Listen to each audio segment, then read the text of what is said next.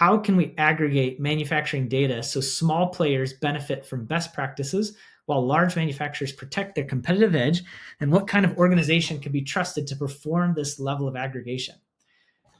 I'm going to take this question backwards. What kind of org could be trusted? Arch. We are such a company.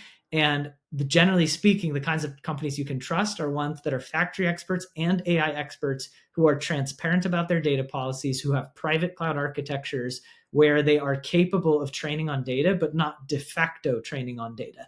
They can make explicit choices about which data to use where transparently with each party and make the choice, because it's not an all or nothing.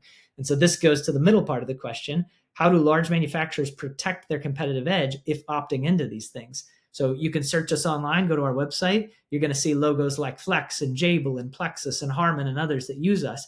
And with each of these large manufacturers, we have some degree of data rights. And we have been very thoughtful with our largest customers of how do we protect their competitive edge. So I'm not going to reveal the specific terms with any customer, of course, but generally speaking, sometimes these take the shape of dividing the data set. This is what cannot be trained and used on. This is private. And this is general knowledge. Why don't you learn from us first on this? Create a great product. We will benefit from it. Maybe we have the highest volume, so we're going to get a good cost discount on this and bring this to market so that you continue to be successful. Another version is manufacturers might want to give a lot of data and knowledge, but hold it back for some period of time, 6 months, a year, and get an initial advantage at using the solution, getting ROI. And you know what? It takes a while to get other manufacturers excited to use something and signing up for pilots anyways. So it's something that preserves the competitive edge for a large manufacturer and doesn't unduly delay our ability to bring it to small, which is the end. This is exactly a critical thing, whoever asked this question.